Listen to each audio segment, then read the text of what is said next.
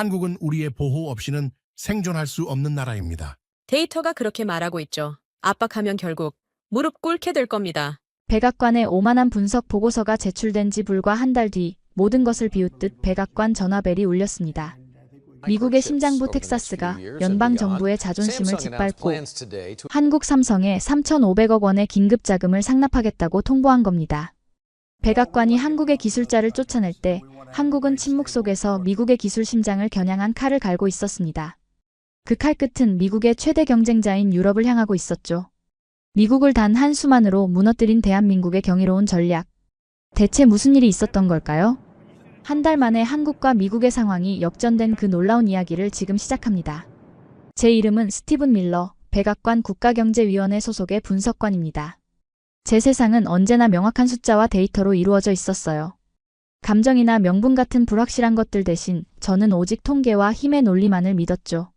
제 컴퓨터 모니터에 떠 있는 수백 개의 그래프와 수치들, 그것들이 바로 세상을 움직이는 진짜 힘이라고 저는 굳게 믿고 있었습니다. 그리고 그 힘의 정점에는 당연히 위대한 아메리카, 미국이 자리하고 있었고요. 그날도 저는 백악관의 심장부 가장 깊숙한 곳에 위치한 회의실에 서 있었습니다. 상황실이라고 불리는 곳이었죠. 대통령을 제외한 최고 위급 관료들이 모두 모여 오직 저의 입을 주목하고 있었어요. 제 뒤편의 거대한 스크린에는 아퍼레이션, 스트롱 암, 우리말로 하면 강력한 팔 작전이라는 이름의 계획안이 선명하게 떠 있었죠. 바로 제가 몇 달간 밤을 새워가며 설계한 동아시아 동맹국들을 향한 새로운 전략이었습니다. 여러분, 데이터는 거짓말을 하지 않습니다. 저는 확신에 찬 목소리로 브리핑을 시작했어요. 제 손에 들린 레이저 포인터가 스크린 위 그래프의 한 지점을 정확히 가리켰습니다. 지난 20년간 대한민국의 경제 성장률과 주한미군의 주둔 비용은 정확히 함께 움직였습니다. 이것은 우연이 아닙니다.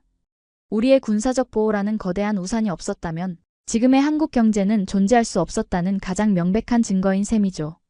이 그래프를 보십시오. 파란 선이 저희의 국방비 지출이고 빨간 선이 한국의 GDP입니다. 거의 쌍둥이처럼 붙어서 올라가고 있지 않습니까? 우리가 길을 닦아주면 그들은 그저 뒤따라왔을 뿐입니다. 회의실에 앉아있던 국방부 장관이 만족스러운 듯 고개를 끄덕이더군요. 저는 다음 페이지로 화면을 넘겼습니다. 이번에는 반도체와 자동차, 배터리 같은 첨단 산업의 공급망을 나타내는 복잡한 그림이 나타났어요. 수많은 화살표들이 대한민국이라는 작은 점에서 시작되어 전 세계로 뻗어나가고 있었지만 그 모든 흐름의 가장 꼭대기에는 결국 미국의 원천 기술과 막대한 자본이 자리하고 있었죠. 더 구체적으로 들어가 볼까요? 한국이 세계 1위라고 자랑하는 메모리 반도체, 그 반도체를 만드는 데 필요한 핵심 설계 소프트웨어는 전부 우리 미국 기업들의 것입니다. 그들이 수출로 $100를 벌 때마다 최소 $20는 조용히 우리 기업들의 주머니로 들어오고 있었던 겁니다. 자동차도 마찬가지입니다. 자율주행 기술의 핵심 특허, 그 뿌리를 따라가 보면 결국 실리콘밸리로 이어지게 되어 있죠. 그들은 우리가 차려놓은 밥상에서 그저 숟가락을 얹었을 뿐인걸요. 저는 잠시 말을 멈추고 회의실에 모인 사람들의 얼굴을 천천히 둘러보았어요.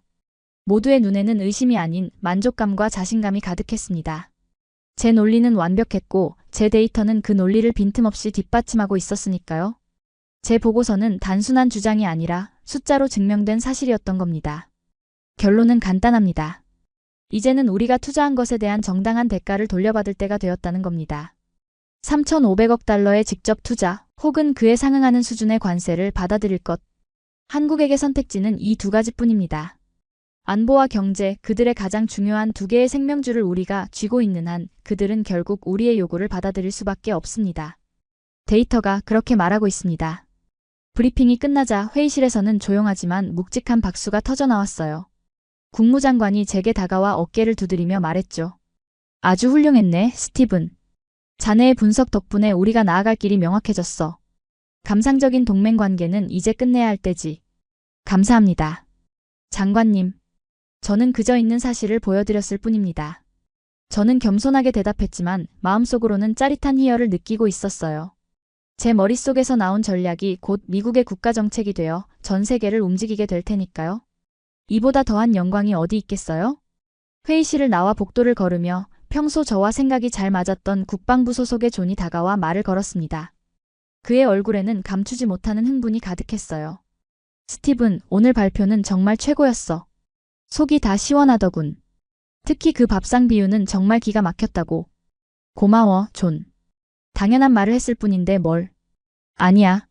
그 당연한 말을 아무도 못하고 있었잖아. 우리가 얼마나 많은 돈과 피를 쏟아부어서 그들의 평화를 지켜줬는데 이제 와서 동등한 파트너인 척하는 건 정말 역겹다고. 가끔 그들의 뉴스를 보면 웃음만 나온다니까. 무슨 대단한 민족적 자부심이 있는 것처럼 말하지만 현실은 우리 없이는 단 하루도 버티지 못하는 나라 아닌가? 존의 말에 저는 속으로 고개를 끄덕였어요. 그 역시 저와 같은 생각을 하고 있었죠. 한국은 우리의 보호와 지원 속에서 성장한 나라일 뿐 결코 우리와 동등한 위치에 설 수 있는 상대가 아니었습니다. 그들의 정치는 언제나 감정적이었고 여론은 쉽게 들끓다가도 금방 식어버렸죠. 그런 나라가 이성적이고 냉철한 우리의 압박을 견뎌낼 리가 없었습니다. 일본은 생각보다 싱겁게 끝나버렸지. 존이 지난번 일본과의 협상을 떠올리며 말했어요. 그들은 처음엔 저항하는 척했지만 우리가 진짜 카드를 꺼내더니 바로 꼬리를 내리더군. 사무라이 정신이니 뭐니 하던 건 다 어디로 갔는지. 아마 한국도 똑같을 거야. 처음엔 촛불 시위니 뭐니 하면서 시끄럽게 굴겠지만 당장 주식시장이 반토막 나고 공장이 멈춰서는 걸 보면 생각이 달라지겠지. 결국 현실을 깨닫게 될 거야. 데이터상으로는 그럴 수밖에 없어. 그들은 감정으로 움직이지만 우리는 숫자로 움직이니깐. 감정은 결국 숫자를 이길 수 없지. 그들은 우리 없이는 아무것도 아니니깐. 우리는 서로를 보며 의미심장한 미소를 지었어요. 제 머릿속 컴퓨터는 이미 모든 계산을 끝낸 상태였습니다. 한국의 저항은 최대 3개월, 그 안에 모든 협상은 우리의 승리로 끝나게 될 것이라고. 모든 것이 완벽하게 통제되고 있었고 제 예측에는 단 하나의 오차도 없어 보였습니다. 제 사무실로 돌아온 저는 만족감에 젖어 의자에 깊숙이 몸을 기댔어요. 창밖으로 워싱턴의 위험 있는 풍경이 한눈에 들어왔죠. 저 건물들 안에서 지금 이 순간에도 수많은 두뇌들이 세상을 움직이기 위해 치열하게 일하고 있을 겁니다. 그리고 오늘 저는 그 경쟁의 가장 높은 곳에서 멋지게 승리한 기분이었어요. 저는 컴퓨터를 켜고 미국과 한국의 경제 데이터를 다시 한번 훑어보았습니다. 수출입 동향, 주가지수, 환율 변동. 모든 것이 제 예측대로 잔잔하게 움직이고 있었죠. 행정부의 강경한 방침이 발표되었음에도 시장은 큰 동요 없이 이 상황을 받아들이고 있는 것처럼 보였어요. 그건 시장조차도 이 게임의 승자가 누가 될지 이미 알고 있다는 뜻이었죠. 저는 의자에 앉아 잠시 눈을 감았습니다. 성공의 달콤함에 잠시 취해보고 싶었거든요. 모든 것이 순조로웠습니다. 너무나도 순조로워서 오히려 지루할 정도였어요. 그때였습니다. 제 책상 위에 전화벨이 날카롭게 울렸어요. 국무부 동아시아 담당 차관보였습니다. 그의 목소리는 평소와 달리 잔뜩 날이 서 있었죠. 스티븐, 지금 TV 좀 켜보게. 무슨 일이십니까? 일단 켜보기나 해. 자네의 완벽한 계획에 아주 재미있는 일이 벌어지고 있으니. 그는 제 말을 듣지도 않고 전화를 끊어버렸어요. 저는 영문을 모른 채 사무실 벽에 걸린 TV를 켰습니다. 그리고 화면을 보는 순간 제 심장이 쿵 하고 내려앉는 기분이었습니다. 속보, 미 이민세관 단속국, 조지아주 현대차 공장 건설 현장 급습, 한국인 기술자 수십 명 구금. 이게 무슨 말도 안 되는. 저도 모르게 중얼거렸어요. 처음에는 가짜 뉴스라고 생각했습니다. 요즘은 진짜 뉴스보다 더 진짜 같은 가짜 뉴스들이 넘쳐나는 세상이니까요. 저는 곧바로 다른 주요 언론사들의 사이트를 확인하기 시작했어요. CNN, 뉴욕타임스, 월스트리트저널. 하지만 모든 언론사의 메인 화면은 똑같은 뉴스로 도배되어 있었습니다. 헬멧을 쓴 이민 단속국 요원들이 건설 현장을 에워싸고 겁에 질린 표정의 동양인들을 차에 태우는 사진과 함께 말이에요. 어떤 사람은 작업복 차림 그대로 슬리퍼만 신은 채 끌려가고 있었죠. 누가? 어떤 멍청이가 이딴 짓을 승인한 거야? 저도 모르게 소리를 질렀어요. 주먹으로 책상을 내리치고 싶은 충동을 겨우 참았죠. 이건 제 계획에 없던 일이었어요. 완벽하게 짜인 제 체스판 위에 누군가 규칙도 무시한 채 난데없이 돌멩이를 던진 것과 같았죠. 저는 곧바로 내선 전화를 들어 이민세관 단속국에 아는 사람을 찾아 전화를 걸기 시작했습니다. 몇 번의 통화 끝에 저는 더욱 기가 막힌 사실을 알게 되었어요. 이번 단속이 단순한 실무진의 실수가 아니라 행정부 내 강경파들의 주도 아래 꽤 오래전부터 계획된 일이었다는 것을요. 그들은 저와 같은 분석가들의 전략과는 아무 상관없이 자신들의 정치적 신념을 보여주기 위해 이런 일을 벌인 겁니다. 미국 노동자들의 일자리를 지킨다는 명분으로요. 제기랄. 저는 전화를 끊고 의자에 주저앉았어요. 화가 머리끝까지 치밀어 올랐습니다. 하지만 그 분노는 구금된 한국인들을 향한 동정심이나 동맹국에 대한 미안함 같은 감정과는 거리가 멀었어요. 그건 오직 나의 완벽했던 계획을 망쳐버린 멍청이들을 향한 분노이자 짜증이었습니다. 그들은 체스판 전체를 읽지 못하고 눈앞에 말 하나를 잡는 데만 혈안이 되어 있었던 겁니다. 저는 숫자와 데이터의 세계를 믿었어요. 그 안에는 감정이나 돌발 행동 같은 변수가 존재하지 않으니까요. 하지만 지금 예측 불가능한 정치라는 변수가 제 완벽한 방정식에 끼어들어 모든 것을 엉망으로 만들고 있었습니다. 저는 그들이 얼마나 위험한 짓을 저질렀는지 정확히 알고 있었어요. 그들이 구금한 사람들은 단순한 불법 노동자들이 아니었어요. 제 정보망을 통해 확인한 결과 그들 중 상당수는 SK온과 현대차에서 파견된 전기차, 배터리 생산 라인의 설치와 테스트를 책임지고 있던 핵심 기술자들이었습니다. 미국의 미래 자동차 산업을 위해 반드시 필요한 인력들을 바로 우리 손으로 쫓아낸 셈이었죠. 이건 한국 정부에게 아주 좋은 공격의 빌미를 주는 꼴이었습니다. 그들은 이제 경제 논리가 아닌 자국민 보호라는 감정적인 명분을 내세워 우리에게 저항할 수 있게 된 겁니다. 그렇게 되면 상황은 복잡해져요. 제가 설계했던 냉철한 데이터 기반의 협상은 물 건너가고 지저분한 감정 싸움과 정치적 공방만이 남게 될 테니까요. 한국인들은 그런 식의 싸움에 아주 능숙한 사람들이었죠. 저는 머리를 감싸 쥔 채 모니터를 노려보았어요. 모니터 속에서는 여전히 이민단 속국 요원들에게 끌려나가는 한국인들의 모습이 반복해서 나오고 있었습니다. 저들의 겁에 질린 표정을 보는 순간 저는 아주 불길한 예감에 휩싸였습니다. 어쩌면 저들이 아니라 저들의 뒤에 서 있는 대한민국이라는 나라가 제가 상상하지 못했던 방식으로 반격을 시작할지도 모른다는 그런 불길한 예감 말입니다. 그때까지도 저는 그저 제 계획에 차질이 생긴 것을 짜증내는 수준이었어요. 이 작은 균열이 거대한 미국이라는 배를 통째로 침몰시킬 수도 있는 거대한 구멍의 시작이 될 것이라고는 정말 꿈에도 상상하지 못했던 거죠. 모든 것이 바로 그날부터 잘못되기 시작했습니다. 조지아 사태가 터진 후 백악관의 공기는 미묘하게 달라졌어요. 겉으로는 여전히 자신감이 넘쳤지만 그 속에서는 책임의 화살이 보이지 않게 날아다니고 있었죠. 행정부 내 강경파들은 동맹국 길들이기의 일환이라며 자신들의 행동을 정당화했고 국무부에서는 외교적 문제를 일으켰다며 불평을 쏟아냈습니다. 하지만 이 모든 혼란 속에서도 우리 모두가 동의하는 한 가지 예측이 있었어요. 바로 한국의 반응이었습니다. 아마 지금쯤 대통령실은 불이 나고 있겠지. 제 동료 존이 커피를 마시며 빈정거리듯 말했어요. 대사를 초치해서 항의하고 언론에다가는 깊은 유감이라는 성명을 발표하고 길거리에서는 성조기를 불태우는 시위가 벌어질 거야. 늘 그랬던 것처럼 말이지. 그리고 나서는? 제가 묻자 존은 어깨를 으쓱하며 대답했습니다. 그리고 나서는 조용히 협상 테이블로 돌아오겠지. 결국 그들에게 다른 선택지는 없으니까. 감정적으로 실컷 떠들고 나면 차가운 현실이 기다리고 있다는 걸 깨닫게 될 거야. 저 역시 존의 말에 동의했어요. 제 데이터베이스에 축적된 지난 수십 년간의 기록이 그렇게 말해주고 있었으니까요. 한국은 언제나 명분을 중요하게 생각했고 부당한 일을 당했다고 생각하면 격렬하게 저항하는 모습을 보였습니다. 하지만 그들의 저항은 언제나 뜨거웠지만 동시에 짧았어요. 결국 경제와 안보라는 거대한 현실의 벽 앞에서는 한 발 물러설 수밖에 없었죠. 그래서 저는 기다렸습니다. 제 사무실의 모든 모니터를 한국 관련 뉴스 채널에 맞춰놓고 주미 한국 대사관에서 걸려올 항해 전화를 기다렸죠. 제 컴퓨터는 실시간으로 한국의 여론 동향과 주식시장 데이터를 분석하고 있었어요. 분노, 배신감 같은 단어들이 인터넷을 뒤덮고 주식시장은 파란색으로 물들기 시작할 거라고 저는 예상했습니다. 하지만 하루가 지나고 이틀이 지나도 제가 예상했던 일은 전혀 일어나지 않았어요. 물론 한국 언론들은 조지아 사태를 비판하는 기사들을 쏟아냈습니다. 하지만 그 논조는 제가 생각했던 것만큼 감정적이지 않았어요. 분노와 울분보다는 오히려 이번 사태를 계기로 핵심 기술의 해외 의존도를 재검토해야 한다는 식의 냉정한 분석 기사들이 더 많았죠. 주미 한국 대사관은 국무부에 공식적인 유감을 표명했지만 그게 전부였습니다. 추가적인 항의나 요구는 없었어요. 가장 이상한 것은 여론이었습니다. 분명 큰 분노가 있어야 할 상황인데도 인터넷은 이상할 정도로 조용했어요. 마치 거대한 폭풍이 오기 전에 고요함처럼 그 침묵은 오히려 저를 불안하게 만들었습니다. 이상하지 않아?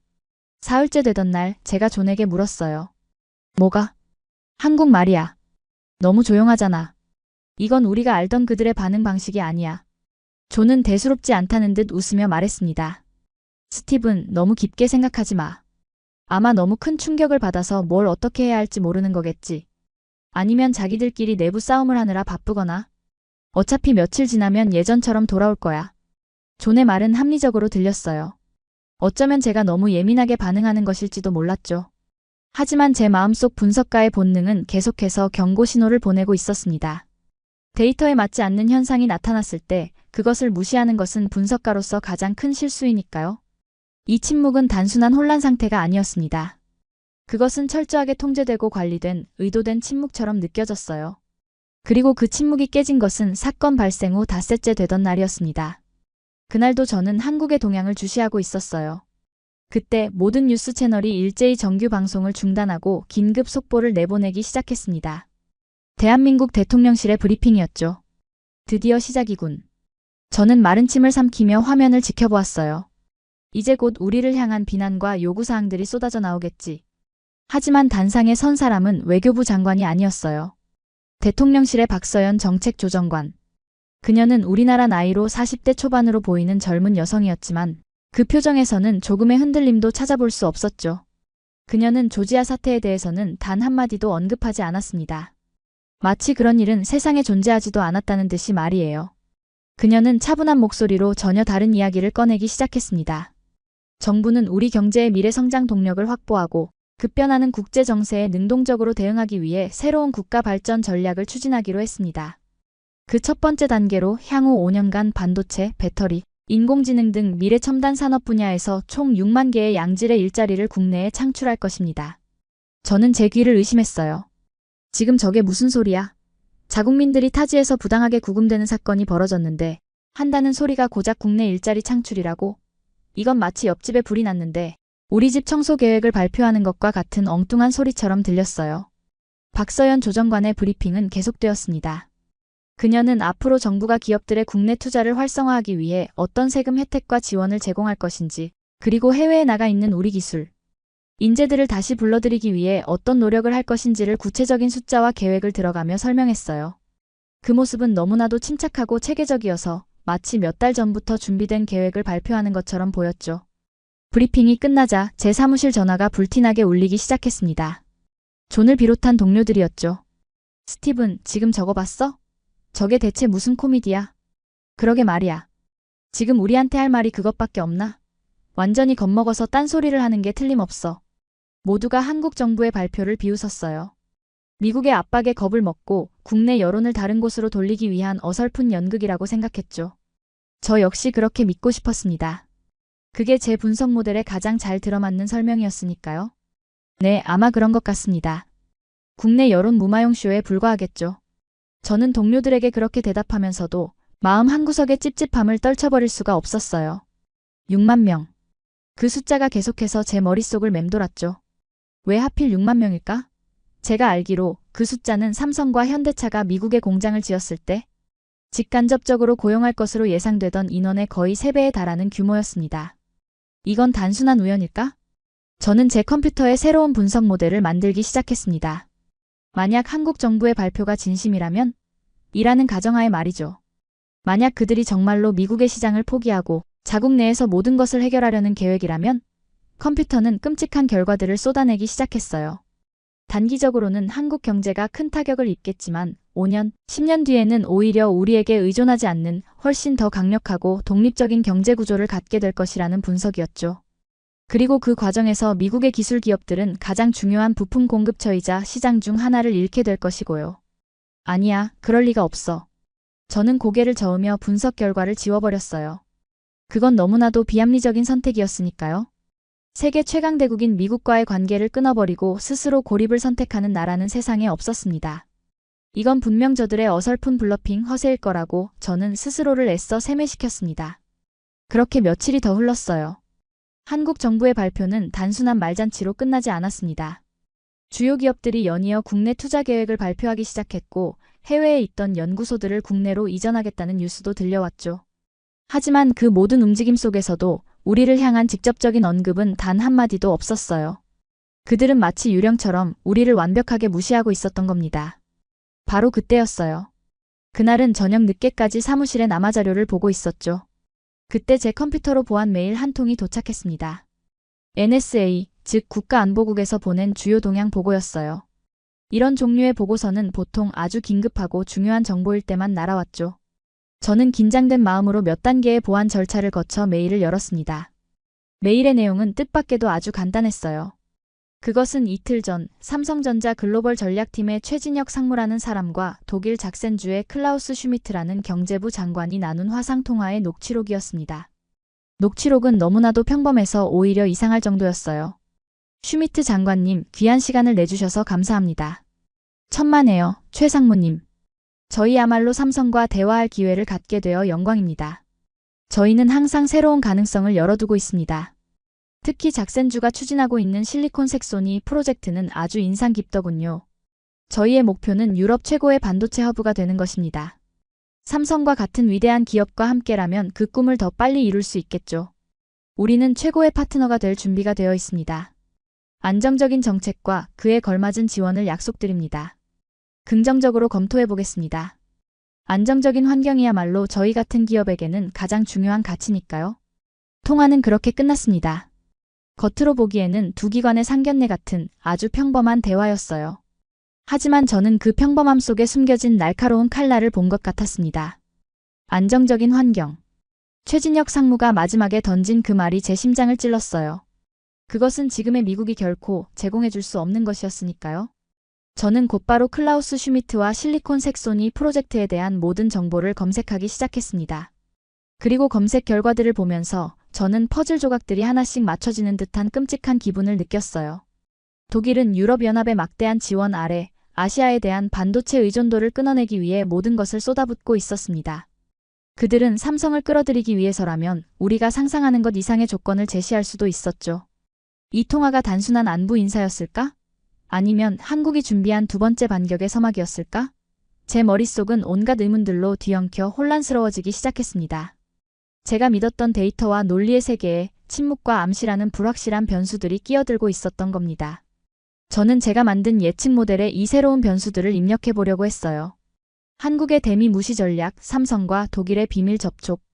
하지만 제 컴퓨터는 아무런 답도 내놓지 못했습니다. 그저 예측 불가, 데이터 부족이라는 에러 메시지만을 반복해서 띄울 뿐이었죠. 수십 년간 축적된 데이터도 지금 한국이 벌이고 있는 이 이상한 게임 앞에서는 아무 소용이 없었던 겁니다. 그 순간 저는 처음으로 차가운 공포를 느꼈어요. 그건 제 분석이 틀렸을지도 모른다는 분석가로서의 공포이자 제가 얕잡아봤던 상대가 사실은 저보다 훨씬 더 뛰어난 선수일지도 모른다는 전략가로서의 공포였습니다. 제가 그들을 손바닥 위에 올려놓고 내려다보고 있다고 생각했지만 어쩌면 처음부터 저야말로 그들이 짜놓은 거대한 판 위에서 놀아나고 있었던 것은 아닐까요? 제 완벽했던 세상에 아주 분명한 균열이 생기고 있었습니다. 혼란 속에서도 시간은 흘렀고 백악관은 서서히 안정을 되찾는 것처럼 보였습니다. 한국의 두 가지 반격, 즉 국내 투자와 독일과의 접촉은 공식적으로는 내부 참고용 보고서로만 기록될 뿐 누구도 그 의미를 심각하게 받아들이려 하지 않았죠. 아니, 어쩌면 애써 외면하고 있었다는 표현이 더 정확할지도 모르겠네요. 불안한 현실을 인정하는 것보다 익숙한 오만함 속에 머무는 것이 훨씬 더 쉬웠으니까요. 행정부 내 강경파들은 그것을 한국이 겁을 먹고 있다는 증거라고 해석하기 시작했어요. 그날 아침 저는 긴급 호출을 받고 다시 상황실로 향했습니다. 국무부와 국방부의 고위 관료들이 모두 모여 있었죠. 제 동료 조는 이미 도착해서 자리에 앉아 있었고 평소와 달리 국무부 동아시아 담당 부국장인 사라 젠킨스도 참석해 있었습니다. 그녀는 현장 경험이 풍부하고 데이터보다는 사람과 문화의 변수를 더 중요하게 생각하는 저와는 정반대의 분석 스타일을 가진 사람이었죠. 스티븐, 한국의 최근 동향에 대한 자네의 공식적인 분석을 듣고 싶네. 국무장관이 무거운 표정으로 말했어요. 저는 준비한 자료를 스크린에 띄우며 입을 열었습니다. 제 목소리는 다시 예전의 자신감을 되찾고 있었죠. 결론부터 말씀드리면 한국의 최근 움직임은 고도로 계산된 블러핑, 즉 허세일 가능성이 매우 높습니다. 그들은 우리의 압박에 직접적으로 저항할 힘이 없기 때문에 국내 여론을 달래고 협상에서 유리한 위치를 차지하기 위해 간접적인 방식으로 우리를 흔들고 있는 겁니다. 저는 존과 눈을 마주치며 말을 이었어요. 국내 투자 확대 발표는 내부 결속용 메시지이며 독일과의 접촉은 우리의 관심을 끌기 위한 연막 작전에 불과합니다. 그들에게는 우리라는 거대한 시장과 안보 파트너를 대체할 현실적인 대안이 존재하지 않습니다. 따라서 현재의 소극적인 저항은 곧 한계에 부딪힐 것이며 결국 우리의 협상안을 받아들이는 방향으로 움직일 수밖에 없을 것입니다. 제 브리핑이 끝나자 존을 비롯한 강경파들은 만족스러운 듯 고개를 끄덕였습니다. 하지만 사라는 날카로운 눈으로 저를 바라보며 질문을 던졌어요. 스티븐, 자네의 데이터는 언제나 완벽하지. 하지만 그 데이터가 놓치고 있는 건 없나? 예를 들면 자존심이라는 변수 말이야. 국가의 자존심. 부국장님, 자존심은 GDP를 올려주거나 미사일을 막아주지 않습니다. 저희는 현실적인 데이터를 기반으로 전략을 수립해야 합니다. 그럴까? 나는 한국에서 근무한 경험이 있네. 그들은 때로 경제적 손해를 감수하더라도 자존심을 지키려는 선택을 하는 사람들이야. 우리가 그들의 기술자들을 범죄자처럼 취급한 것은 그들의 자존심에 돌이킬 수 없는 상처를 입혔을 수도 있어. 어쩌면 그들은 지금 손익계산서를 잠시 접어두고 다른 계산을 하고 있는 건지도 모르지. 사라의 말은 회의실의 공기를 순간 차갑게 만들었어요. 하지만 저는 물러서지 않았습니다. 그 다른 계산이라는 것이 구체적으로 무엇입니까? 미국 시장을 포기하고 주한미군 철수라는 최악의 상황까지 감수하겠다는 겁니까? 그건 자살행위나 다름없습니다. 감정적인 대응이 국가 전략이 될 수는 없습니다. 제 단호한 대답에 결국 회의의 분위기는 다시 제 쪽으로 기울었습니다. 감정보다는 이성이, 명분보다는 국익이 우선이라는 백악관의 오랜 원칙이 다시 한번 확인되는 순간이었죠. 회의는 한국의 움직임을 예의주시하되 기존의 압박 기조는 그대로 유지한다는 결론으로 마무리되었습니다. 저는 조금 찝찝한 마음이 들었지만 그럼에도 제 분석이 승리했다는 사실에 안도했어요. 그래, 사라는 현장을 너무 오래 경험해서 감성적으로 변한 것뿐이야. 거대한 숲을 보지 못하고 나무만 보고 있는 거지. 바로 그 평온한 오후였습니다. 저는 회의 결과를 바탕으로 최종 보고서를 작성하고 있었어요. 한국의 블러핑에 흔들리지 말고 강력한 압박을 통해 조기에 항복을 받아내야 한다. 이것이 제 보고서의 핵심이었죠. 그때 제 비서가 다급한 표정으로 사무실 문을 열고 들어왔습니다. 스티븐, 지금 당장 이거 보셔야 합니다. 그녀가 내민 태블릿 화면에는 제가 아침 내내 애써 무시하려 했던 바로 그 불안감이 거대한 괴물이 되어 저를 노려보고 있었습니다. 세계 최대의 경제 뉴스 통신사인 블룸버그의 긴급 속보였죠. 단독, 삼성, 미국의 정책적 불확실성 심화에 따라 차세대 반도체 공장 투자 계획 재검토. 유력한 대체 후보지로 독일의 실리콘 섹손이 급부상. 순간 제 머릿속이 하얗게 비는 것 같았어요. 아침 회의에서 사라가 던졌던 자존심이라는 변수라는 말이 망령처럼 귓가에 울렸습니다. 이건 미디어 플레이다. 저도 모르게 중얼거렸어요. 그래, 이건 분명 한국이 언론을 통해 우리를 압박하려는 의도적인 흘리기일 거야. 우리를 협상 테이블로 끌어내기 위한 계산된 행동일 거라고. 저는 스스로를 진정시키며 떨리는 손으로 블룸버그 통신사의 아는 기자를 찾아 전화를 걸었습니다. 마이클, 방금 뜬 삼성 기사 말이야. 그거 혹시 한국 쪽에서 의도적으로 흘린 정보 아닌가? 그냥 떠보는 기사일 수도 있잖아. 수화기 너머로 들려온 마이클의 목소리는 차갑고 단호했습니다. 스티븐, 유감이지만 아니야. 우리 유럽 지사에서 몇 주간 공들여 취재한 결과물이고 삼성 내부의 복수 고위급 소식통을 통해 교차 확인까지 끝낸 사실이야. 이건 단순한 썰이 아니네. 삼성은 지금 진지하게 독일행을 고려하고 있어. 자네에게만 말해주는 건데 이미 실무진급에서는 부지 실사 단계에 들어갔다는 말까지 나오고 있어. 전화가 끊기고 저는 한동안 멍하니 수화기만 들고 서 있었어요. 부지 실사 단계. 그 말이 제 머리를 망치로 내리치는 것 같았습니다. 아니야, 그럴 리가 없어.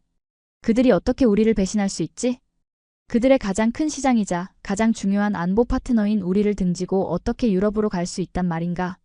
이건 제 데이터에 존재하지 않는 상식 밖의 선택지였습니다. 저는 미친 듯이 키보드를 두드리기 시작했어요. 제 머릿속은 오직 한 가지 생각뿐이었습니다. 대체 왜 그들이 이런 무모한 선택을 하려는 것인지 그 이유를 찾아야만 했어요. 저는 가장 먼저 EU 반도체법의 원문을 찾아 읽기 시작했습니다. 이전까지는 그저 유럽의 희망사항을 담은 정치적 선언문 정도로만 생각하고 있었죠. 하지만 화면에 떠오른 법안의 상세 조항들을 읽어내려가면서 제 손은 조금씩 떨리기 시작했어요. 430억 유로. 우리 돈으로 64조 원이 넘는 막대한 공공 및 민간 투자. 이것은 단순한 지원 수준이 아니었습니다. 유럽 대륙 전체가 반도체 산업의 부활을 위해 모든 것을 걸고 있다는 비장한 선언과도 같았죠. 법안에는 파격적인 보조금 지급, 세금 감면뿐만 아니라 공장 건설에 필요한 모든 인허가 절차를 국가가 책임지고 해결해준다는 조항까지 포함되어 있었습니다. 우리가 환경 문제나 노동 문제를 내세워 기업들을 압박하는 것과는 정반대의 접근 방식이었어요. 다음으로 저는 독일 작센주의 경제부 장관 클라우스 슈미트의 최근 연설들을 모두 찾아보았습니다. 그의 연설은 노골적일 정도로 삼성과 같은 아시아 기업들을 향한 러브콜로 가득 차 있었어요. 우리는 기업에게 규제의 족쇄가 아닌 성장의 날개를 달아줄 것입니다. 이곳 실리콘색소니에서는 기업이 오직 기술 개발에만 전념할 수 있도록 정부가 완벽한 위험 없는 피난처가 되어줄 것을 약속합니다. 위험 없는 피난처. 그 말이 제 가슴에 비수처럼 꽂혔습니다. 지금의 미국은 조지아 사태에서 보았듯이 기업들에게는 언제 터질지 모르는 지뢰밭과 같은 위험지대가 되어가고 있었으니까요. 저는 위성지도를 열어 독일 드레스덴 지역을 확대해 보았습니다. 그리고 화면에 나타난 광경에 다시 한번 할 말을 잃었어요. 그곳에는 이미 세계적인 반도체 기업인 인텔과 TSMC의 거대한 공장들이 올라가고 있었습니다. 마치 거대한 첨단 기술의 도시가 새롭게 태어나고 있는 것 같았죠. 실리콘색소니는 더 이상 계획이나 꿈이 아니었습니다. 눈앞에서 벌어지고 있는 현실이었어요. 저는 떨리는 손으로 실리콘밸리에 있는 제 정보원에게 전화를 걸었습니다. 애플의 공급망 관리 부서에 있는 친구였죠. 데이빗, 나 스티븐이야. 혹시 삼성 관련해서 뭐 들은 거 없어? 스티븐. 마침 자네에게 전화하려던 참이었어. 지금 여기는 난리가 났다고. 삼성의 유럽행 기사 말이야. 그게 사실이라면 우리 회사의 다음 5년간 제품 출시 계획은 전부 쓰레기통에 처박아야 할 판이야. 우리가 쓸 차세대 칩을 유럽연합의 통제 아래 있는 공장에서 공급받아야 한다고? 이건 그냥 악몽이야. 데이빗의 겁에 질린 목소리는 제게 마지막 확인 사살과도 같았습니다. 이건 언론의 설레발도 한국의 허세도 아니었습니다. 지금 이 순간 미국의 기술 패권이라는 거대한 산의 한쪽이 무너져 내리고 있는 명백한 현실이었던 겁니다. 저는 제 컴퓨터에 새로운 분석 모델을 열었습니다. 그리고 새로운 변수를 입력했죠. 삼성이 미국 대신 유럽에 차세대 공장을 건설할 경우 엔터키를 누르자 컴퓨터는 수많은 데이터들을 분석하며 미래 예측 시뮬레이션을 시작했습니다. 몇 분 뒤 화면에 나타난 결과는 끔찍했습니다. 미국의 반도체 공급망은 심각한 타격을 입고 중국을 견제하려던 우리의 기술 패권 전략은 시작부터 어긋나게 될 것이었습니다. 수만 개의 양질의 일자리가 텍사스가 아닌 독일 드레스덴에 생겨나고 미국의 기술 인재들은 유럽으로 건너가게 될 것이었죠. 최악은 우리가 10년을 쫓아가도 따라잡기 힘든 삼성의 최첨단 2나노 기술이 우리의 땅이 아닌 경쟁자인 유럽의 땅에서 꽃피우게 된다는 것이었습니다. 화면에 그려진 그래프는 암담한 미래를 보여주고 있었어요. 파란색으로 표시된 미국의 기술 경쟁력 지수는 앞으로 10년간 완만하게 하락하는 반면 빨간색으로 표시된 유럽의 지수는 무서운 속도로 치고 올라오고 있었죠. 그리고 그 모든 변화의 시작점에는 바로 오늘 이 순간이 자리하고 있었습니다. 스티븐. 이게 대체 무슨 일이야? 그때 존이 제 사무실 문을 박차고 들어왔어요. 그의 얼굴은 하얗게 질려 있었죠. 블룸버그 기사 봤나? 말도 안 돼. 그들이 어떻게 감히 우리를 배신할 수 있지? 이건 명백한 배신 행위야. 존은 분노에 차서 소리쳤어요. 하지만 저는 아무 대답도 할 수 없었습니다. 존의 말을 듣는 순간 제 머릿속에서 모든 퍼즐 조각이 맞춰지며 끔찍한 진실이 완성되었기 때문입니다. 배신? 아니야, 존. 이건 배신이 아니야. 저는 속으로 생각했어요. 이건 비즈니스다. 그리고 더 중요한 건 이건 우리가 자초한 일이라는 거야. 저는 자리에서 일어나 존을 바라보며 말했습니다. 존, 이건 배신이 아닐지도 몰라. 뭐라고? 그럼 이게 뭐란 말인가? 이건 그들의 선택일지도 모른다고. 우리는 그들에게 안정적인 파트너가 되어주지 못했어. 우리는 우리의 필요에 따라 언제든 규칙을 바꾸고 심지어 그들의 기술자들을 범죄자처럼 취급했지. 우리가 스스로를 위험지대로 만든 거야. 제 말을 듣는 존의 표정은 분노에서 당혹감으로 바뀌어 갔습니다. 그는 제가 지금 무슨 말을 하는지 이해하지 못하는 것 같았어요. 스티븐, 자네 지금 제정신인가? 그들은 우리 덕분에 지금껏 살아남은 나라야. 우리가 그들을 버리면 그들은 끝장이라고. 정말 그럴까? 우리가 그렇게 믿고 싶었던 건 아닐까, 존? 우리가 그들을 너무 오랫동안 우리의 아래에 두고 내려다보느라 그들이 얼마나 성장했는지, 그리고 우리 없이도 살아남을 수 있는 힘을 얼마나 키웠는지 제대로 보지 못했던 건 아닐까? 그 순간 저는 제가 무슨 말을 하고 있는지 깨달았습니다. 저는 지금 제가 불과 몇 시간 전에 회의실에서 했던 말을 제 손으로 직접 부정하고 있었던 겁니다. 존은 더 이상 아무 말도 하지 못하고 저를 쳐다보기만 했어요. 그는 아마 제가 큰 충격에 빠져 헛소리를 하고 있다고 생각했을지도 모릅니다. 존이 사무실을 나가고 저는 다시 혼자가 되었습니다. 저는 텅 빈 사무실을 나와 불 꺼진 백악관 복도를 천천히 걸었어요. 그리고 얼마 전 제가 자신만만하게 브리핑을 했던 바로 그 상황실 앞에 멈춰 섰습니다. 문을 열고 안으로 들어가자 어둠 속에서 거대한 스크린만이 희미하게 빛나고 있었죠. 저는 스크린 앞에 섰습니다. 며칠 전 저 스크린에는 제가 만든 완벽한 데이터와 그래프들이 떠 있었죠. 그들은 우리 손바닥 안에 있습니다. 그때 제가 했던 말이 환청처럼 귓가에 맴돌았습니다. 저는 그 자리에 서서 제 모든 것이 무너져 내리는 것을 느꼈어요. 제가 믿었던 데이터, 제가 신봉했던 논리, 그리고 그 위에 서 있던 저의 오만한 확신까지. 모든 것이 한순간에 산산조각 나고 있었습니다. 저는 한국을 데이터로 분석했어요. 그들의 경제 규모, 군사력, 기술 수준. 모든 것을 숫자로 바꿔서 제 계산기에 넣었죠. 하지만 저는 가장 중요한 한 가지를 놓치고 있었습니다. 바로 그 숫자들 뒤에 있는 사람과 그들의 의지를 말입니다. 그리고 사라가 말했던 자존심이라는 데이터로 환산할 수 없는 변수를 말이죠. 저는 그들이 우리의 힘 앞에서 당연히 굴복할 것이라고 생각했어요. 그것이 가장 합리적이고 논리적인 선택이라고 믿었으니까요. 하지만 그들은 비합리적으로 보이는 길을 선택했습니다. 자존심을 지키기 위해 기꺼이 손해를 감수하고 더 먼 미래를 위해 당장의 어려움을 견뎌내는 길을 말이에요.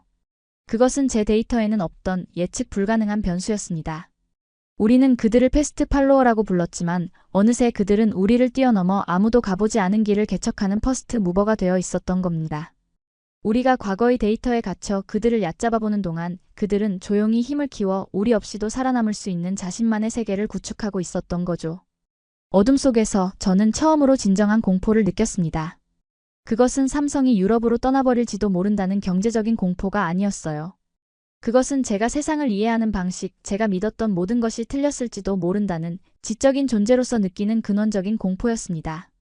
제가 완벽하다고 믿었던 나의 세계가 사실은 얼마나 편협하고 오만한 착각 위에 세워진 것이었는지를 깨닫게 된 겁니다. 그리고 그 깨달음의 대가는 너무나도 컸습니다. 제 보고서 한 장으로 시작되었던 이 오만한 계획이 이제 미국 전체를 뒤흔드는 거대한 태풍이 되어 돌아오고 있었습니다. 제가 상황실에서 느꼈던 그 끔찍한 깨달음의 순간은 거대한 재앙의 서막에 불과했습니다. 제 개인적인 세계관이 무너져 내리는 그 시간에도 현실의 세상은 조금의 멈춤도 없이 냉혹하게 돌아가고 있었으니까요. 블룸버그의 단독 보도는 단순한 뉴스가 아니었어요. 그것은 워싱턴 DC의 심장부에 떨어진 폭탄과도 같았습니다. 다음 날 아침 저는 해가 뜨기도 전에 긴급 호출을 받고 백악관으로 향했습니다. 밤새 잠을 한숨도 잘 수 없었죠. 제 머릿속에서는 어제 제가 발견했던 암담한 미래 예측 그래프가 계속해서 떠다녔습니다. 밤새 수백 번의 시뮬레이션을 다시 돌려보았지만 결과는 바뀌지 않았어요. 우리가 졌다는 것, 그것이 유일한 결론이었습니다. 백악관으로 향하는 차 안에서 본 워싱턴의 새벽 풍경은 평소와 다름없이 평화로웠지만 제 눈에는 모든 것이 위태롭게 보였습니다. 마치 거대한 폭풍이 오기 직전의 고요함처럼 말이에요. 상황실의 문을 열자 안에는 이미 모든 주요 인사들이 모여 있었습니다. 국무장관과 국방부 장관, 그리고 국가안보보좌관까지. 모두의 얼굴에는 밤샘의 피로와 극도의 긴장감이 역력했죠. 제 동료 존은 평소의 오만함은 온데간데 없이 하얗게 질린 얼굴로 앉아 있었고 지난 회의에서 제게 쓴소리를 했던 사라 젠킨스 부국장은 굳은 표정으로 입을 다물고 있었습니다.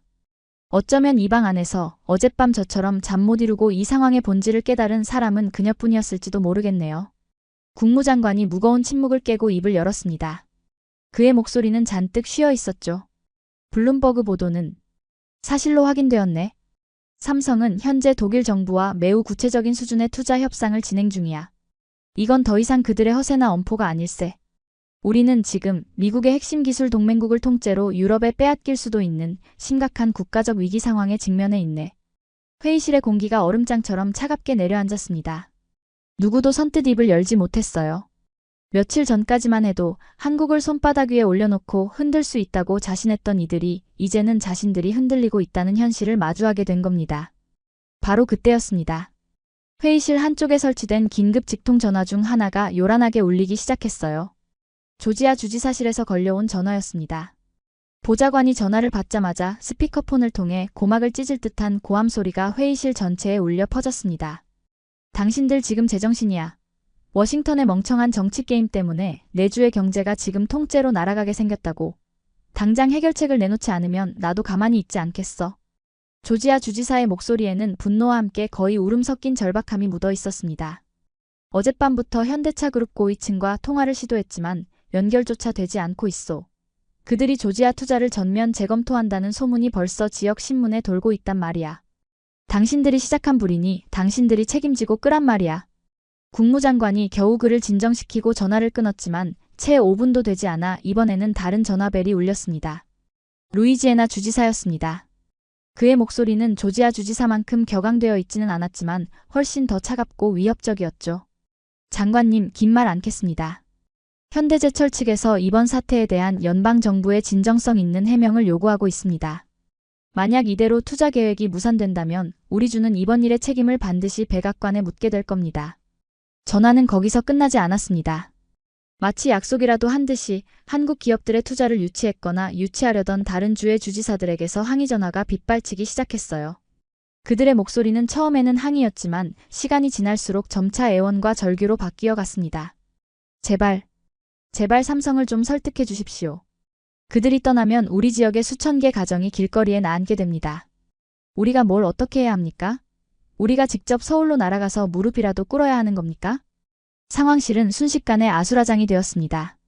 미국의 주지사들이 일개 외국 기업의 마음을 돌려달라고 연방정부에 애원하고 있는 역사상 단 한 번도 없었던 기괴한 풍경이 펼쳐지고 있었던 거죠. 이 모든 혼란의 중심에서 저는 아무 말도 할 수 없었습니다. 제가 할 수 있는 일은 그저 제가 쏘아 올린 화살이 어떤 끔찍한 결과를 낳았는지를 무력하게 지켜보는 것뿐이었죠. 이게 다 저들의 계산된 행동이었어. 그때 제 동료 존이 벌떡 일어나 소리쳤습니다. 저 교활한 한국인들이 일부러 주지사들을 부추겨서 우리를 압박하고 있는 거라고. 이런 비열한 수법에 넘어가서는 안 돼. 이럴 때일수록 우리는 더 강하게 나가야 합니다. 하지만 그의 외침은 더 이상 예전과 같은 힘을 갖지 못했어요. 사라 젠킨스 부국장이 차가운 목소리로 그의 말을 끊었습니다. 존, 아직도 상황 파악이 안 되나? 이건 그들이 부추긴 게 아니야. 이건 우리가 자초한 일이라고. 우리가 현실을 무시하고 오만한 계획을 밀어붙이는 동안 그들은 조용히 현실적인 대안을 준비했던 것뿐이야. 우리가 그들을 벼랑 끝으로 몰면 그들이 애원할 거라고 생각했지만 그들은 벼랑 아래로 뛰어내리는 대신 반대편으로 날아갈 날개를 만들고 있었던 거라고. 사라의 말에 존은 아무 대답도 하지 못했습니다. 회의실에 모인 모든 사람들이 그랬죠. 우리는 적과 싸우고 있다고 생각했지만 사실은 우리 자신, 우리의 오만함과 싸우고 있었던 겁니다. 회의는 아무런 결론도 내지 못한 채 몇 시간 동안 계속되었습니다. 서로 책임을 떠넘기고 비난하고 이미 엎질러진 물을 다시 주워 담기 위한 부질없는 토론만이 오고 갔죠. 저는 그 모든 광경을 지켜보며 거대한 배가 서서히 침몰하고 있는 모습을 보는 듯한 기분이었습니다. 바로 그때였습니다. 모든 소란을 잠재우는 아주 조용하지만 날카로운 전화벨 소리가 울렸습니다. 백악관 비서실과 연결된 가장 중요한 직통 전화였어요. 텍사스 주지사실에서 걸려온 전화였습니다. 국무장관이 긴장된 표정으로 스피커폰 버튼을 눌렀습니다. 회의실의 모든 사람들이 숨을 죽였죠. 텍사스. 미국의 자존심이자 심장부. 그리고 이번 사태의 가장 큰 피해자가 될 수도 있는 곳. 과연 그들은 어떤 말을 할까? 장관님, 텍사스 주지사 그렉 에벗입니다. 수화기 너머로 들려온 텍사스 주지사의 목소리는 놀라울 정도로 차분하고 단호했습니다. 그 목소리에는 다른 주지사들에게서 느껴졌던 분노나 절박함이 없었어요. 오직 차가운 결심만이 담겨 있었죠. 주지사, 우리도 지금 이 사태를 해결하기 위해 최선을 다하고 있네. 연방정부 차원에서 한국 정부와 공식적인 대화 채널을. 장관님, 말을 끊어서 죄송합니다. 다만 이제 그런 건 필요 없을 것 같습니다. 주지사는 국무장관의 말을 정중하지만 단호하게 끊었어요. 우리는 더 이상 워싱턴만 믿고 기다릴 수 없다는 결론을 내렸습니다. 당신들은 동맹국과의 신뢰를 깨뜨렸고 그 결과 우리 텍사스 역사상 가장 거대한 투자를 위험에 빠뜨렸습니다. 저는 제주의 미래를 당신들의 정치 게임에 희생시킬 생각이 없습니다. 주지사, 그게 무슨 말인가? 우리는 한 팀이야. 연방정부의 방침을 따라야 하네. 국무장관의 목소리가 다급하게 높아졌습니다. 하지만 주지사의 목소리는 조금의 흔들림도 없었어요. 아니요, 장관님. 저는 텍사스 주민들을 위해 일하는 사람입니다. 그래서 저는 오늘 워싱턴이 아닌 텍사스의 이익을 위한 결정을 내렸습니다. 이 전화는 허락을 구하기 위함이 아닙니다. 통보를 하기 위함입니다. 무슨 통보란 말인가? 주지사는 잠시 말을 멈췄습니다. 그 짧은 침묵의 순간이 영원처럼 느껴졌어요. 그리고 마침내 그의 입에서 역사에 기록될 말이 흘러나왔습니다. 지금으로부터 1시간 뒤 저는 기자회견을 열어 텍사스 주정부가 독자적으로 삼성전자에 2억 5천만 달러 규모의 추가 지원금을 지급할 것을 공식 발표할 것입니다.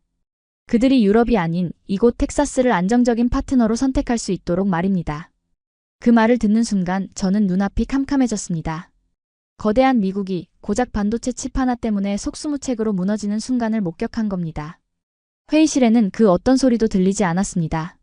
모두가 얼어붙은 채 스피커폰에서 흘러나오는 텍사스 주지사의 목소리만 듣고 있었죠. 그것은 더 이상 단순한 통보가 아니었어요. 그것은 미국의 심장부가 백악관의 오만한 정책에 정면으로 반기를 든 사실상의 독립선언이자 항복선언이었습니다. 주지사, 그건 연방정부에 대한 명백한 월권행위야. 당장 그 계획을. 국무장관이 말을 채 끝마치기도 전에 전화는 끊어졌습니다. 뜨뜨뜨 하는 무미건조한 신호음만이 우리의 완벽한 패배를 알리고 있었죠. 회의는 그렇게 끝났습니다. 아니, 끝났다는 표현보다는 해체되었다는 표현이 더 맞을 겁니다. 누구도 서로의 얼굴을 쳐다보지 못한 채 망령처럼 자리에서 일어나 흩어졌어요. 저는 텅 빈 회의실에 한동안 홀로 앉아 있었습니다. 제 머릿속에는 오직 한 가지 생각뿐이었어요. 우리가 졌다. 우리는 한국이라는 나라와 싸우고 있다고 생각했지만 그건 착각이었습니다. 우리는 그들의 지혜와 자존심과 그리고 우리가 이해하지 못했던 그들의 깊은 뚝심과 싸웠던 겁니다. 그리고 그 모든 것 앞에서 우리의 오만한 힘은 아무런 소용이 없었던 거죠. 저는 비틀거리며 자리에서 일어나 제 사무실로 돌아왔습니다. 그리고 멍하니 TV를 켰어요. 모든 채널에서 텍사스 주지사의 긴급 기자회견을 생중계하고 있었습니다.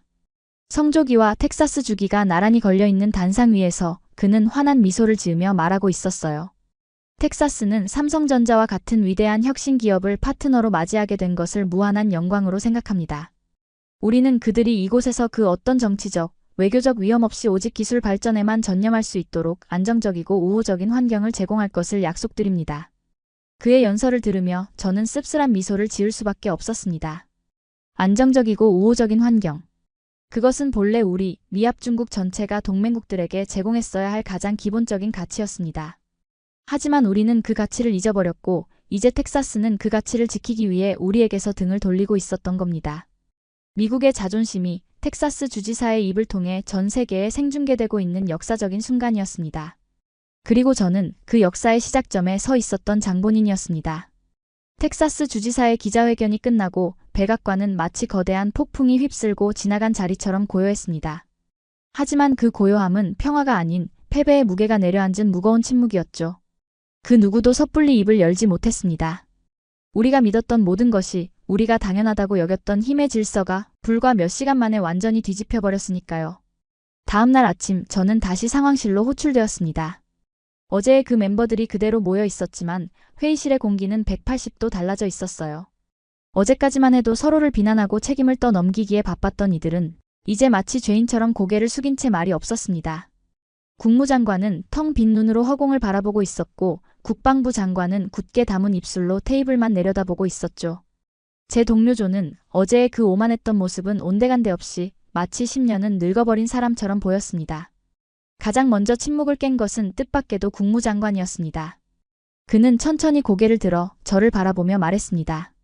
스티븐. 그의 목소리는 힘없이 갈라져 있었어요. 우리가 뭘 어떻게 해야 하지? 그것은 질문이 아니었습니다. 항복선언이자 길을 잃은 자의 탄식과도 같았죠. 회의실에 모인 모든 사람들의 시선이 제게로 향했습니다. 불과 며칠 전 가장 오만한 분석으로 모두를 잘못된 길로 이끌었던 바로 저에게 말입니다. 하지만 그들의 눈빛 속에는 더 이상 비난이나 원망이 없었어요. 오직 절박함과 마지막 지푸라기라도 잡고 싶은 심정만이 담겨 있었죠. 저는 자리에서 일어나 회의실 스크린에 어제 제가 밤새워 만든 새로운 분석 자료를 띄웠습니다. 그 자료의 제목은 더 이상 아퍼레이션 스트롱 암이 아니었어요. 그곳에는 새로운 지평선, 새로운 한미 전략적 동반자 관계를 위한 제언이라는 문구가 쓰여 있었습니다. 저의 지난 분석은 명백히 틀렸습니다. 저는 제 실수를 인정하는 것으로 발표를 시작했어요. 저는 데이터를 맹신했고 그 데이터에는 상대방의 의지와 자존심이라는 변수가 빠져 있었습니다. 우리는 한국을 통제 가능한 말이라고 생각했지만 그들은 우리와 동등한 혹은 우리보다 더 뛰어난 플레이어였습니다. 이제 우리는 이 사실을 인정하는 것에서부터 모든 것을 다시 시작해야 합니다. 저는 화면을 넘겨 삼성의 유럽 투자 가능성이 현실화되었을 경우 미국이 입게 될 장기적인 피해 규모를 보여주었습니다. 그리고 이어서 우리가 이 최악의 상황을 막고 신뢰를 회복하기 위해 지금 당장 해야 할 일들을 하나씩 설명하기 시작했죠. 첫째, 우리는 모든 추가적인 압박을 즉시 중단하고 조지아 사태에 대해 공식적으로 유감을 표명해야 합니다. 둘째, 관세 협상을 원점에서 재검토하고 상호 이익이 되는 새로운 협상안을 먼저 제시해야 합니다. 그리고 마지막으로 저는 잠시 말을 멈추고 회의실에 모인 사람들을 둘러보았습니다. 우리는 그들의 기술 인재들을 더 이상 잠재적인 위협으로 간주해서는 안 됩니다. 그들을 우리의 가장 소중한 파트너로 대우하고 그들이 미국 땅에서 자유롭고 안정적으로 활동할 수 있는 환경을 만들어 주어야 합니다. 제 발표가 끝나고 회의실에는 한동안 무거운 침묵이 흘렀습니다. 누구도 제 제안에 반박하지 않았어요. 그것이 우리가 선택할 수 있는 유일한 길이라는 것을 모두가 알고 있었기 때문입니다. 마침내 국무장관이 자리에서 일어나 제게 다가와 말했습니다. 스티븐, 이 제안을 바탕으로 공식 보고서를 작성해주게. 대통령께 직접 보고드려야겠네. 그의 말 한마디에 백악관의 대한국 정책은 180도 방향을 틀게 되었습니다. 불과 몇 주 전만 해도 상상조차 할 수 없었던 일이 벌어진 겁니다. 회의실을 나와 제 사무실로 돌아오는 길 복도에서 사라 젠킨스 부국장과 마주쳤습니다. 그녀는 제게 다가와 조용히 말했어요. 스티븐, 오늘 자네의 모습은 정말 인상 깊었네. 자신의 실수를 인정하는 것은 새로운 전략을 짜는 것보다 훨씬 더 큰 용기가 필요한 일이지. 감사합니다, 부국장님. 저는 그저 제가 봤던 현실을 말씀드렸을 뿐입니다. 그 현실을 제대로 볼 수 있게 된 것만으로도 자네는 훌륭한 분석가로 성장한 걸세. 사라의 따뜻한 격려에 저는 처음으로 마음속에 무거운 짐을 조금이나마 내려놓을 수 있었습니다. 그날부터 저는 며칠간 사무실에 틀어박혀 보고서 작성에만 매달렸습니다. 그것은 단순한 보고서가 아니었어요. 지난 몇 주간 제가 겪었던 모든 혼란과 깨달음, 그리고 미국의 미래를 위한 저의 간절한 제언을 담은 한 편이 긴 반성문과도 같았죠.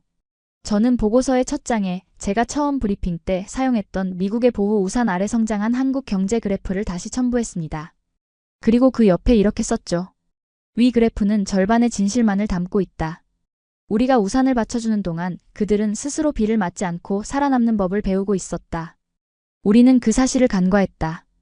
저는 제가 내세웠던 모든 오만한 논리들을 제 손으로 직접 하나씩 반박해 나갔습니다. 패스트 팔로워라는 우리의 규정이 얼마나 시대착오적인 것이었는지, 그들의 기술력이 얼마나 독창적이고 대체 불가능한 수준에 이르렀는지를 새로운 데이터로 증명했죠. 보고서의 마지막 장, 권고사항 섹션에 이르렀을 때 저는 잠시 망설였습니다.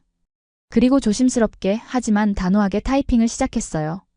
상기 제안들의 진정성을 담보하기 위한 상징적인 조치로서 호주 국적의 전문직에게만 허용되었던 E3 비자 프로그램에 대한민국을 포함시키는 특별 입법을 추진할 것을 강력히 권고함. 그것은 제가 할 수 있는 최선의 그리고 가장 진심 어린 사과의 표현이었습니다. 기술자를 내쫓았던 우리가 이제 그들을 모셔오기 위해 법까지 바꾸려 한다는 것. 이보다 더 확실한 메시지는 없을 테니까요. 보고서의 모든 내용을 마무리하고 저는 전송 버튼을 누르기 직전에 잠시 멈췄습니다. 그리고 제 컴퓨터 메일함을 열었어요. 그곳에는 어젯밤 삼성의 최진혁 상무로부터 온 짧은 메일 한 통이 조용히 도착해 있었습니다. 텍사스 주지사의 발표에 대한 삼성의 공식적인 첫 반응이었죠. 메일의 내용은 아주 짧고 간결했습니다. 텍사스주의 미래지향적 결정을 환영합니다. 저는 그 한 줄짜리 문장을 몇 번이고 반복해서 읽었어요. 그 안에는 승자의 여유나 패자에 대한 조롱 같은 감정은 전혀 담겨 있지 않았습니다. 오직 철저하게 계산된 예의 바르고 품격 있는 메시지만이 존재했죠. 하지만 저는 그 행간에 숨겨진 진짜 의미를 읽을 수 있었습니다. 우리는 당신들의 사과가 아닌 행동을 보고 파트너를 결정합니다. 그것이 바로 그들이 우리에게 보내는 조용하지만 가장 강력한 메시지였습니다. 저는 보고서 파일에 그 메일의 전문을 첨부했습니다. 그리고 마침내 전송 버튼을 눌렀죠. 제 손을 떠난 보고서는 이제 백악관의 가장 높은 곳으로 올라가 이 나라의 새로운 정책이 될 것입니다. 제 역할은 그렇게 끝이 났습니다. 며칠 뒤 저는 백악관을 떠나기로 결심했습니다. 제 오만한 계획이 나라 전체를 위기에 빠뜨렸다는 책임감도 있었지만 그보다는 새로운 것을 보고 배우고 싶다는 갈증이 더 컸어요. 데이터와 숫자 너머에 있는 진짜 세상을 제 눈으로 직접 보고 싶었습니다. 제가 마지막으로 짐을 정리하던 날 제 사무실로 뜻밖의 손님이 찾아왔습니다. 사라 젠킨스 부국장이었죠. 벌써 떠나는 건가, 스티븐? 네, 부국장님.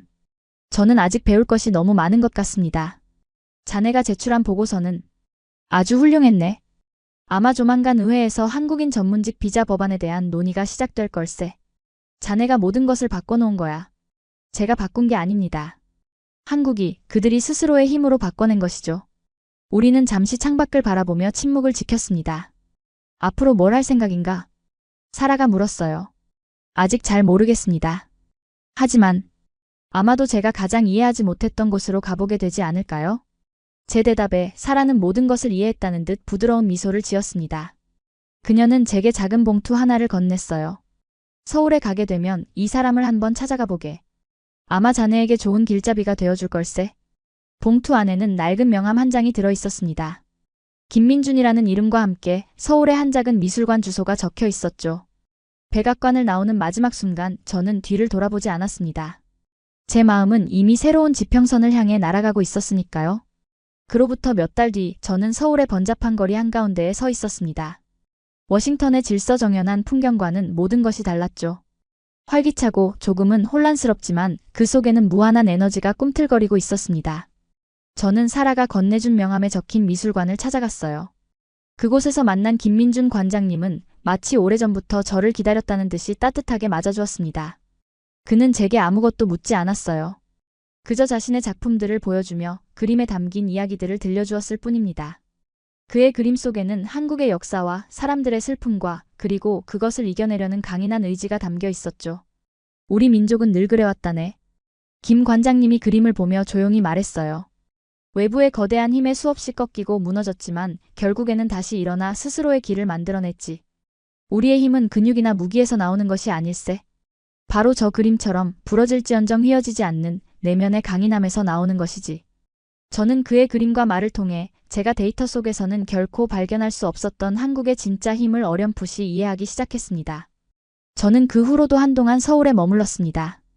때로는 시끄러운 시장에서 사람들과 어울리고 때로는 고요한 절에서 제 자신을 돌아보기도 했죠. 그러던 어느 날 저는 텍사스에 있던 제 옛 동료 존에게서 연락을 받았습니다. 스티븐, 자네 말이 맞았어. 그의 목소리는 예전과 달리 무척이나 차분했어요. 삼성의 공장이 본격적으로 가동되기 시작했는데 정말 엄청나더군. 우리 지역의 젊은이들이 최고의 기술을 배우고 있고 도시는 그 어느 때보다 활기가 넘쳐. 그런데 말이야, 정말 놀라운 건 따로 있어. 그게 뭔데? 삼성에서 온 기술자들 말이야. 그들은 우리를 지배하려 하거나 가르치려 들지 않아. 그저 조용히 우리와 함께 일하고 기술을 공유하고 문제를 함께 해결해 나가지. 그들의 겸손함과 전문성 앞에서 우리 모두는 매일 새로운 것을 배우고 있다네. 우리는 그들을 파트너라고 부르기로 했어. 존의 말을 듣는 순간 제 마음속에 남아있던 마지막 응어리가 조용히 녹아내리는 것을 느꼈습니다. 저는 이제 더 이상 백악관의 분석가가 아닙니다. 하지만 저는 지금 그 어느 때보다 더 세상을 명확하게 보고 있다고 생각해요. 힘의 논리가 모든 것을 지배하는 시대는 서서히 저물고 있습니다. 이제는 서로의 다름을 인정하고 존중을 바탕으로 함께 미래를 만들어 나가는 파트너십의 시대가 오고 있는 거죠. 그리고 그 새로운 시대의 문을 바로 대한민국이라는 나라가 그들의 지혜와 용기로 가장 먼저 열어젖혔습니다. 제가 워싱턴에서 제출했던 보고서의 제목은 새로운 지평선이었습니다. 저는 이제야 그 지평선이 어디를 향하고 있는지 어렴풋이 알 것 같습니다. 그것은 어느 한 나라가 다른 나라를 지배하는 세상이 아닌 우리 모두가 함께 더 나은 미래를 향해 나아가는 그런 세상일 겁니다. 그리고 저는 그 새로운 세상의 시작을 제 눈으로 직접 목격한 아주 운이 좋은 사람입니다. 이 모든 이야기의 끝에서 우리는 무엇을 보았을까요? 한 강대국의 계산착오와 한 기업의 멋진 성공? 아니요, 이 이야기는 단순히 누가 이기고 졌는지를 말하는 것이 아닙니다. 스티븐 밀러는 단지 한 명의 오만한 분석가가 아닙니다. 그는 숫자와 힘의 논리만이 세상을 지배한다고 믿었던 한 시대의 낡은 방식을 상징할 뿐입니다. 삼성의 대응 역시 한 기업의 뛰어난 전략이 전부가 아닙니다. 그것은 부당한 압박에 감정적으로 맞서는 대신 가장 예리하고 지적인 방법으로 스스로의 가치를 증명해낸 새로운 대한민국의 모습을 상징하기 때문입니다. 어쩌면 이 이야기는 세상의 힘이 어떻게 변하고 있는지에 대한 거대한 증언일지도 모릅니다. 상대를 힘으로 누를 수 있다는 하드파워의 시대가 저물고 상대의 허를 찌르는 지혜와 대체 불가능한 기술력이라는 스마트 파워가 새로운 질서를 만들고 있다는 선언 말입니다. 백악관의 자존심이 무너져 내리던 텍사스 주지사의 항복 선언, 여러분은 그 순간을 어떻게 보셨나요? 한 나라의 오만한 계산이 어떻게 스스로를 무너뜨렸는지, 그리고 돈으로는 살 수 없는 전략적 가치가 그 어떤 물리적인 힘보다 강력한 무기임을 똑똑히 보셨을 겁니다. 이 이야기는 단순한 경제보복이 아닙니다. 더 이상 일방적인 규칙에 순응하지 않는 자랑스러운 대한민국이 세계의 판을 어떻게 새로 짜고 있는지에 대한 생생한 기록입니다. 진정한 힘은 상대를 윽박지르는 것이 아니라 스스로를 필요하게 만드는 것에서 시작됨을 보여줍니다. 스티븐 밀러가 마지막 보고서에 담았을 새로운 질서는 어떤 모습일까요? 여러분의 생각을 댓글로 자유롭게 나눠주세요. 오늘 영상이 재밌으셨다면 구독과 좋아요 한 번씩 부탁드리고 저는 다음에 더 놀라운 이야기로 찾아오겠습니다. 지금까지 감동띵동이었습니다.